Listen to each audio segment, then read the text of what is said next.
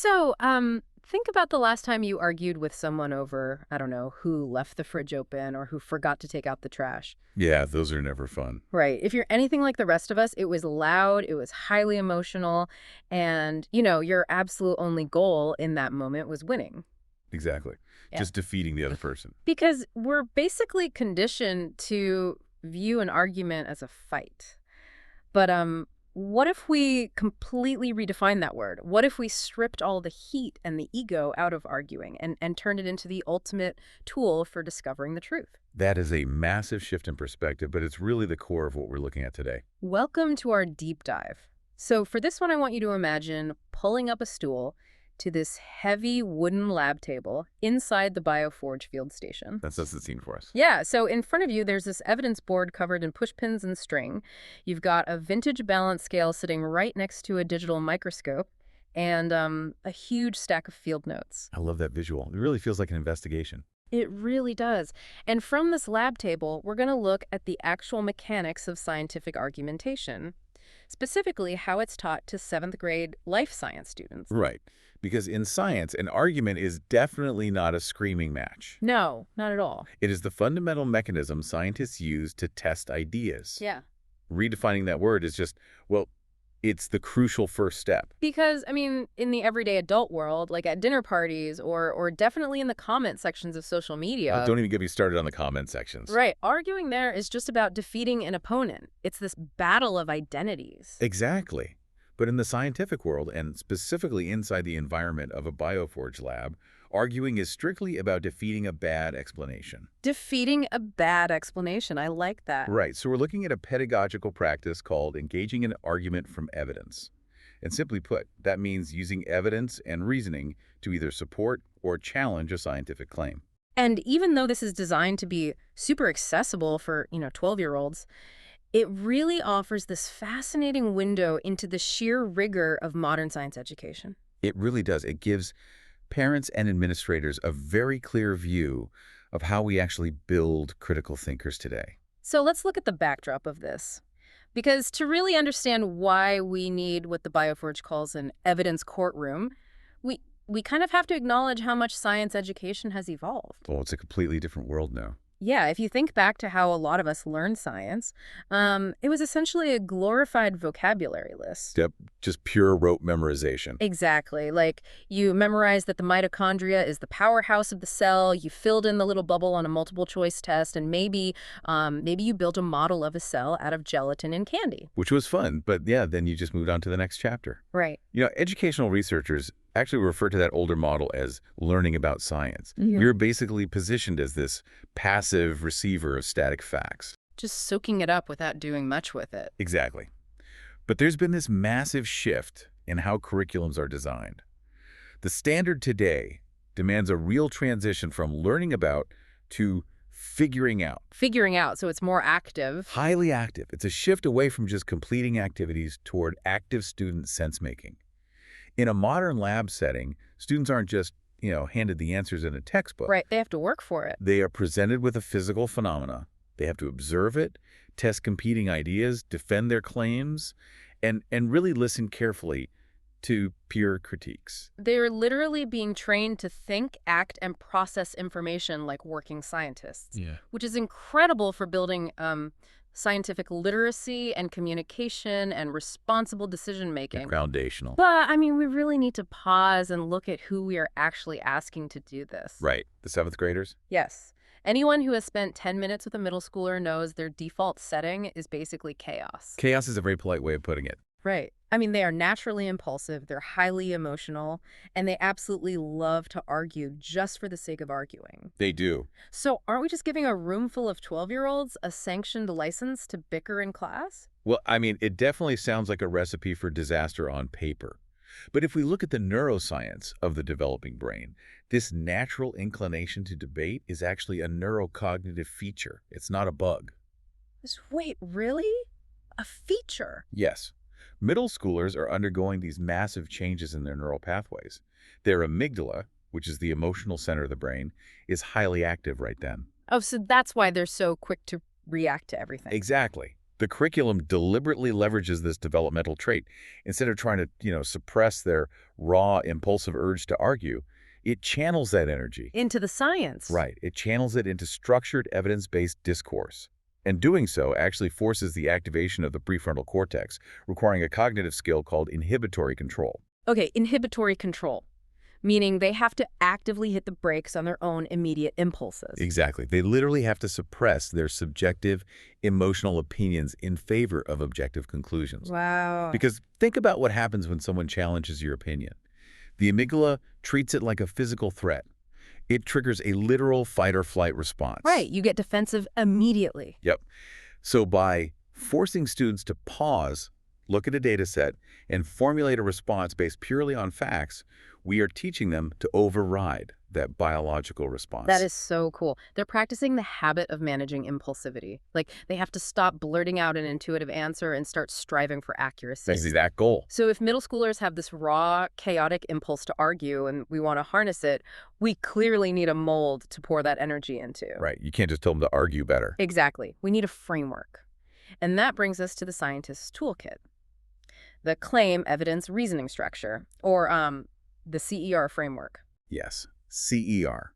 It was originally theorized by philosophers as a pretty complex model of logical argumentation, but it's been beautifully distilled down for students. To use as kind of a cognitive scaffold. Exactly. It's the gold standard for moving someone from a passive observer to an active sense maker. Okay, let's break those three components down. First up is the claim. So a claim is basically my hypothesis, right? Like, my claim is that I think it's going to rain today. Well, actually, not exactly. And honestly, that is a trap a lot of adults fall into as well. Oh, really? Okay, correct me. A claim is not a guess, and it is certainly not a feeling.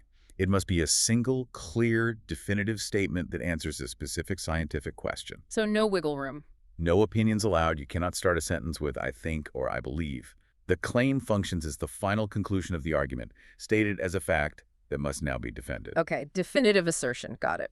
Then we move to the second piece, the evidence. Right. And this seems pretty straightforward. It's the empirical data, the observations from the microscope, the models, or the field notes. It is, but there's a catch. Well, I imagine the challenge here is that you can't just grab one random number that makes you look right.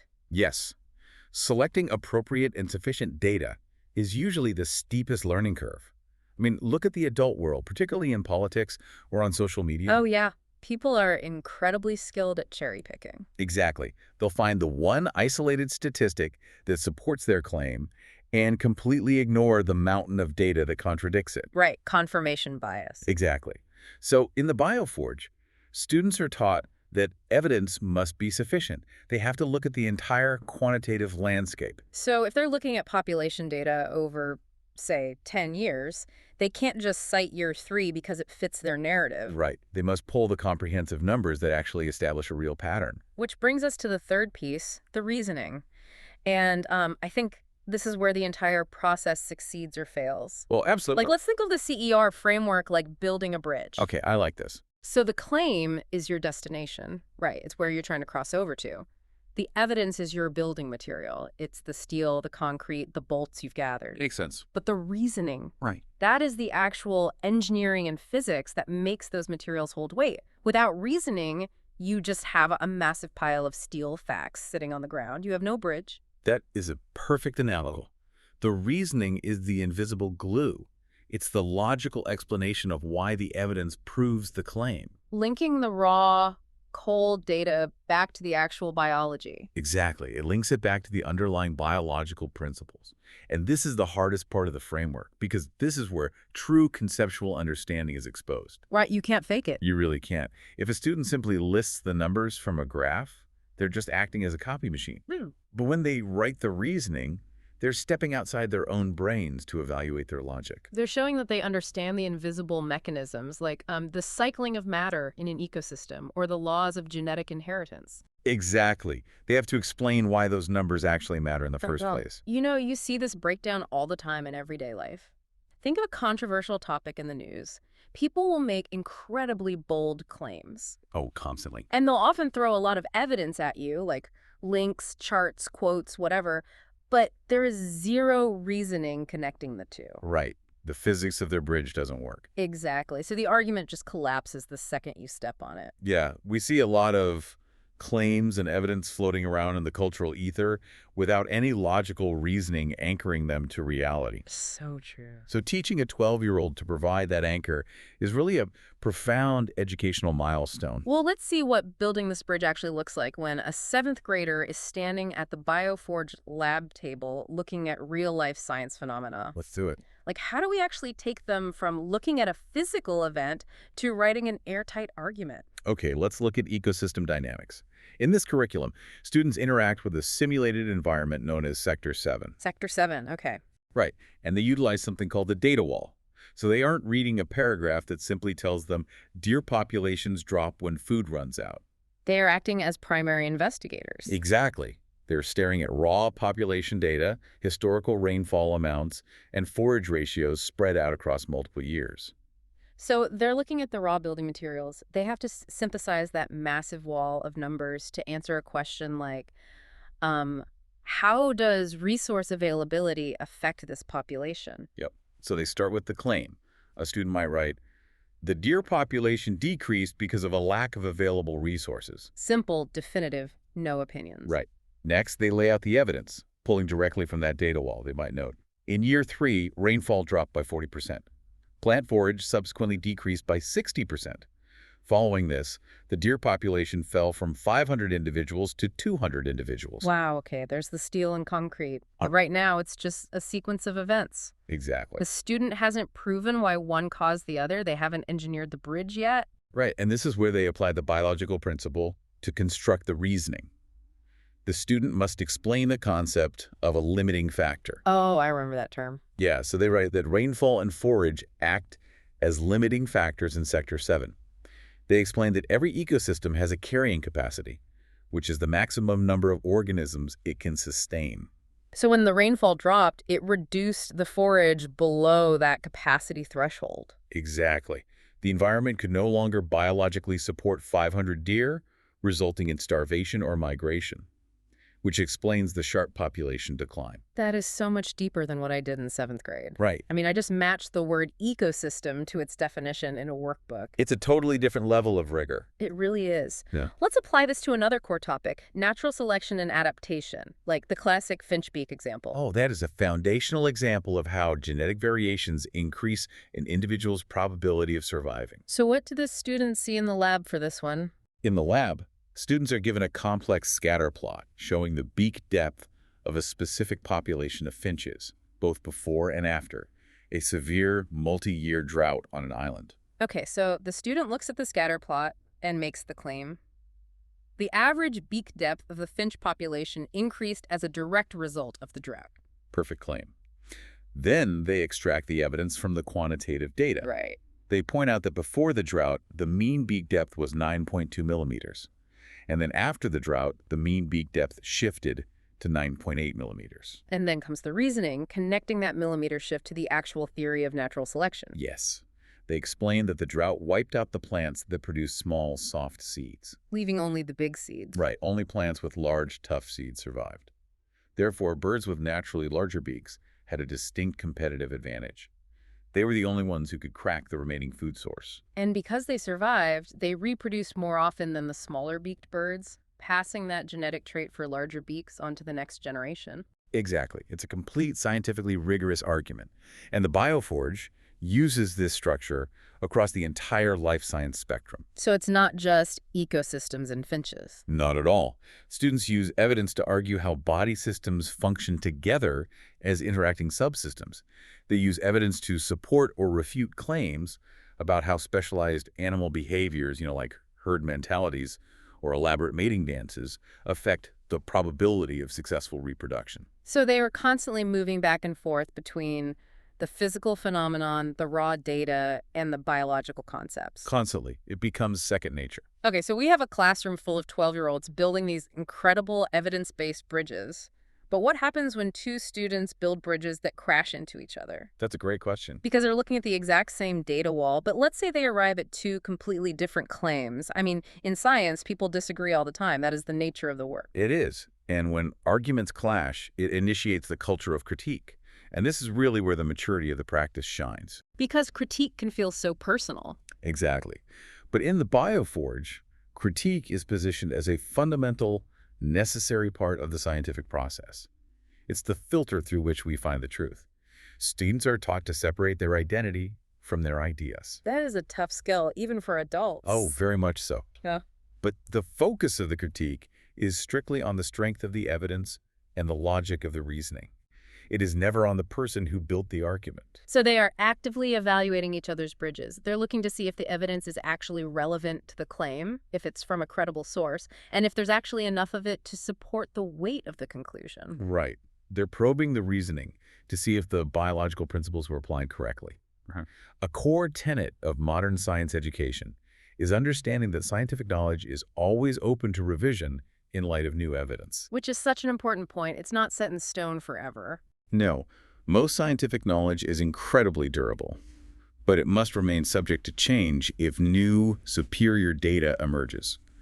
So when students engage in respectful critique, they are figuring out what additional information might be required to resolve their contradictions. They're comparing competing explanations to decide which one is most supported by the physical reality of the data. Exactly. They're weighing the explanations against each other. Let's take a step back and look at the broader implications of this, because I keep thinking about how this applies outside the classroom. Right, out in the real world. Yeah, we live in an era where everyone is incredibly entrenched in their viewpoints. You scroll through social media or you watch a political debate, and it is just people doubling down on whatever they already believe, regardless of what the facts dictate. It's frustrating to watch. It really is. So if adults are entirely incapable of dropping their biases, how on earth do you teach a 12-year-old that changing their mind is actually a good thing? Well, it is arguably the most difficult challenge in education today. But it's exactly why this specific practice is so vital to their development as citizens. Because we have to rewrite that narrative for them. Yes. Yes. We have to rewire how they perceive being wrong. In standard arguments, changing your mind is viewed as a weakness. It means you lost the fight. Right. You back down. Exactly. Yeah. But the Bioforge framework teaches students that changing your mind because you were presented with better evidence is the ultimate scientific strength. Overriding your own ego to accept a superior empirical explanation is a massive intellectual victory. It really is. It completely reframes their relationship with information. They stop asking, how can I bend the facts to prove I'm right? And they start asking, what does the evidence actually show? Yes. We are fostering a culture of joyful figuring out rather than rigid compliance or stubborn pride. We aren't just trying to create kids who can pass a biology exam. You're trying to create good thinkers. Exactly. We're trying to create a generation of adults who instinctively demand evidence, who understand the difference between correlation and causation, and who can engage in civic discourse without it devolving into a shouting match. We want them to instinctively look for the reasoning holding the bridge up. That's the ultimate goal. It really is an entirely different way of moving through the world. And it brings us perfectly back to where we started, looking around this Bioforge field station, surrounded by the balance scale, the push pins, and all that data. It's a great space to learn in. It really is. As we wrap up this deep dive into how we engage in argument from evidence, it all comes back to the core ethos of the lab space. Strong scientists do not just have opinions, they build arguments that evidence can hold. A structural foundation built entirely on data, held together by logical reasoning and completely open to revision. Perfectly said. We've spent this time talking about how 7th graders use this framework to figure out ecosystem dynamics and natural selection. But I want to leave you with a thought to mull over for your own life. Imagine applying that exact same rigorous standard to the information you consume every single day on your phone. The next time you are scrolling and you see a bold, viral headline, an aggressive political claim, or a highly emotional post, force your brain to hit the brakes. You engage that inhibitory control. Exactly. Pause and ask yourself, where is the actual evidence here? And does the reasoning hold the bridge up? It's a filter that would drastically change how we interact with the world around us. It absolutely would. Thanks for pulling up a stool at the field station today. Until next time, keep testing those ideas.